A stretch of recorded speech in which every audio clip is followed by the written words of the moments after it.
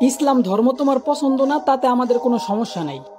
তুমি নিজে ইসলাম ধর্মের না, তাতেও আমাদের কোনো প্রবলেম নাই। কিন্তু যখন তখন ইসলাম নিয়ে উল্টাপাল্টা কথা কইবা, মনে রেখো ইসলামী যুব সমাজ এখনো মরিয়া যায় নাই।